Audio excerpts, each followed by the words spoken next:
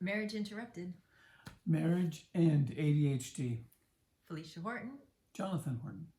Welcome. Wow, we have the same last name. Isn't that great? Isn't that great? It makes it easy. We could just say Felicia and Jonathan, I guess. Let's try that next time. I always say Horton, partly because we wrote a book called A Marriage Interrupted about marriage and ADHD, and I want everyone to know who we are so they can find the book. Good point. Good point. We are not certified, not licensed. We are not doctors or therapists or counselors. We're just a couple who found out later in our relationship that one of us has ADHD. Yep. And we all know who that is. We could not figure out what was wrong in our relationship. And I was ready to leave. And then I thought, Where are you going to go? I don't know, anywhere, because it was so tough. But then I thought, I need to at least try to figure this out. And here we are. We have that answer now. But that's all in the book. Have we figured it out yet? We're working on it. It's a work in progress. So what we do is we talk about different aspects of ADHD and ADHD in a relationship and what the two of us do to be better individuals and better in the relationship as a couple. That's the goal, I guess, right? That's the goal. So today we're going to talk about extremes, exaggerated emotions. So people who have ADHD frequently experience emotions so deeply that they become overwhelmed, really overwhelmed. I have no idea what you're talking about. No, of course you don't.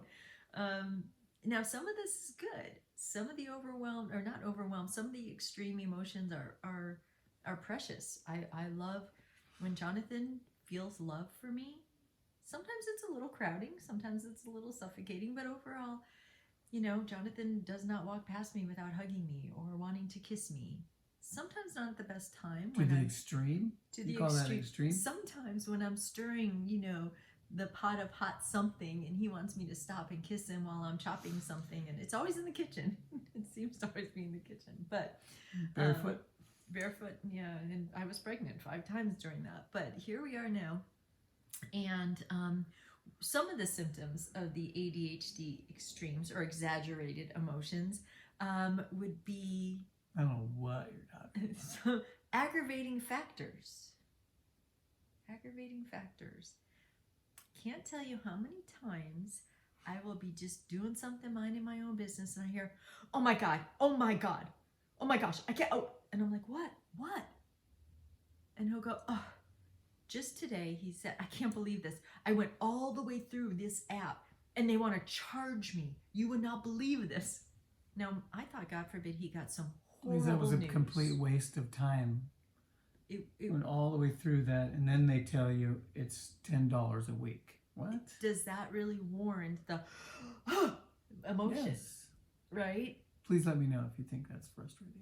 It is frustrating, without a doubt. I would not be, you wouldn't believe what happened. I would be like, oh, that sucks, and move on. Jonathan does this often. I can't tell you. I'm going to end up dying of a heart attack because I'm just like, what? I'll constantly being taken back by that. When you're looking for a free app and then it tells you it's $10 a week. Is that warrant the extreme reaction? So it's something that we have to kind of work through because it's sometimes over the top.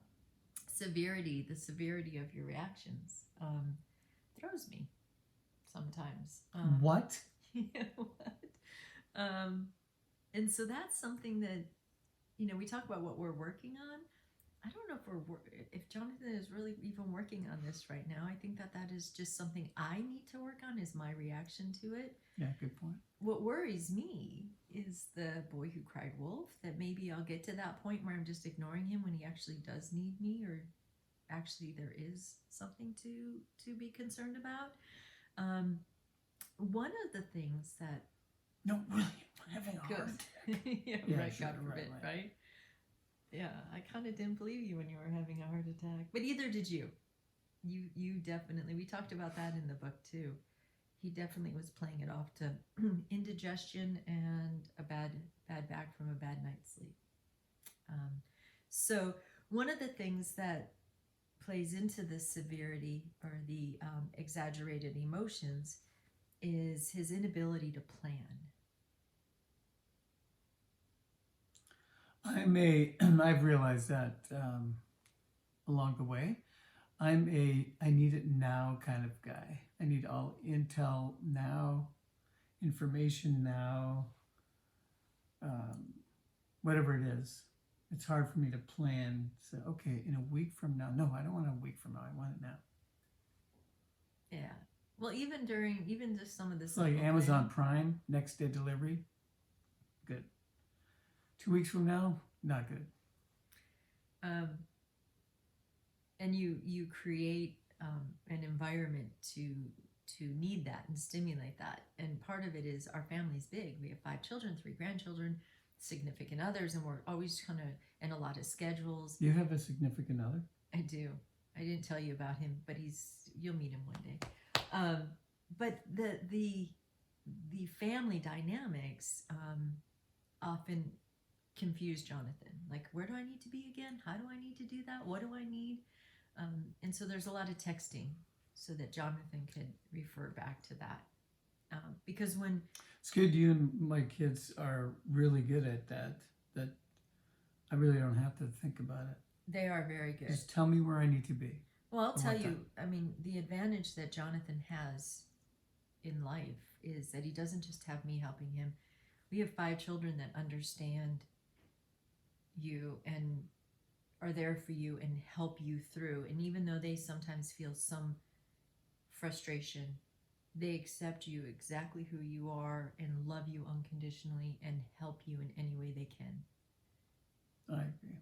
which is a blessing because they're better at that than I am. I don't have to worry about it.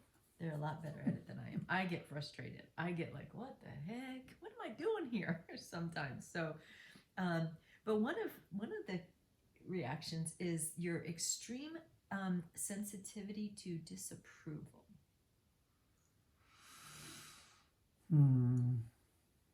Really? Really.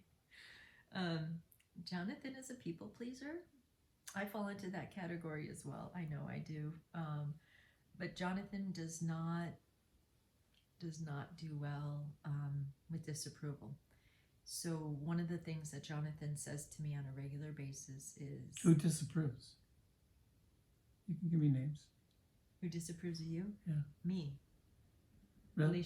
Felicia, there are times, and what is the one thing you always say? Disapprove, or I feel let down or upset. What is your catchphrase you always say to me? 2 things. Yeah, I have no Yeah. idea. So, well, that's part of his ADHD. He doesn't remember, but he'll say it.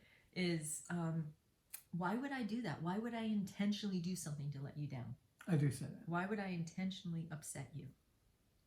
I would never intentionally want to upset you. And then after that, Believe me, I don't want to intentionally upset you. So then the other thing you say after, why would I do it intentionally, is there's nothing worse in my world than knowing I let you down or disappointed you. Yeah, that's true. That is something you say. Do you feel that when that happens, that you're so worried about letting me down that you're not yourself and you don't actually do what you need and want to do because you're so concerned about you go one extreme because you don't want me to go an extreme, so you alter your actions? There could be a possibility that that's accurate. That I'm more worried about your reaction than how I feel. Which is an extreme. So I feel that when things come up, Jonathan's always on my mind, the family, but Trying to avoid conflict at any cost. yes, to a fault, to the extreme of not wanting to upset me. He alters what he needs to do and who he has to be. One great example is if he has to be somewhere, like if he has a job or a responsibility, but one of our children or me needs something, he'll put everything else aside for us, even though it's not necessary to go to that extreme and ignore everything else. in your mind. We've always right? said family comes first. But to an extreme in this case. So that is just another one. But one of the things you also do to an extreme is you give into avoidance and denial. I don't agree with that. No, you deny that? You're avoiding that topic? I plead the fifth. So that is one of the things that one of the expressions is that we use all the time is, I'll say, you're just sweeping that under the rug, aren't you? And I always say, if you sweep enough under the rug, I'm going to trip over that, right? And we do. Our relationship ends up having more obstacles when more is under the rug because... Good thing we have hardwood floors and tile. Yes. Hard to sweep stuff under tile and hardwood floor. Yeah, or we are having, or we can use that metaphor of our tile is the tools that we've learned to do less of that. So, and then the last thing I just wanted to touch on today is one of the denials or the extremes is sadness and low self-esteem. Yeah. I do. I have low self-esteem. Yes, at times, and so Sadness. Jonathan grew up Sadness. feeling rejected and not good enough, and unintentionally by people in his life, but always feeling like he's let people down. Even if they didn't say it, he felt he was doing it. And then he marries me, and I was smitten and I was love. definitely let down. And he was let down by marrying me, no doubt, because of my reaction after the high of being in love, and now we're married, and all of a sudden we're pumping out a bunch of babies, and we have this family, and his ADHD kicks in big time, and I'm like, I was not. I said and did some really mean things along the way. I know that because I'm like, what the heck? Why can't you do this differently? Why can't you be better? In my mind, and I am wrong, 100% wrong. I was wrong, and now I see that and why we are where we are. But I think I contributed a lot to that low self-esteem. Yeah, I agree. Yeah, you did. I did, and I apologize constantly because I just didn't know. I didn't know what it was, and I didn't know why. No, you do. I do. I forgive you. Thank you. Something we're still working on. So before we wrap things up today, Jonathan, what else? I talked more than you. Did you just say that you were the cause of my ADHD? No, I did not say that. I did not say that. We're gonna go with the the smaller frontal precortex, smaller. We're just gonna go with ADHD was something you were born with, and then we're gonna work as a team and a couple to accept the fact that I process things differently than you, and we need to meet in the middle. I do. We do. But what else do you want to say? We're going to wrap this up here in a moment, but what else do you want to say about... Why do you keep helping me? Why do I keep helping you? Yeah. What do you mean? Helping me get better. Because I love you.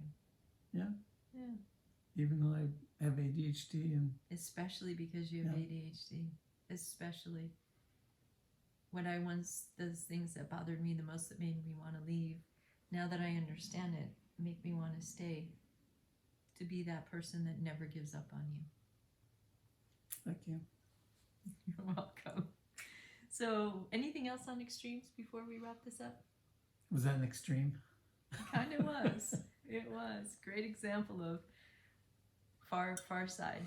Far side. I almost said far right, but I'm so careful nowadays to say far right, far left, because it can be interpreted the wrong way. But to the extreme to one side. I'm Felicia Horton. I'm Jonathan. And this is A Marriage Interrupted. You know my last name.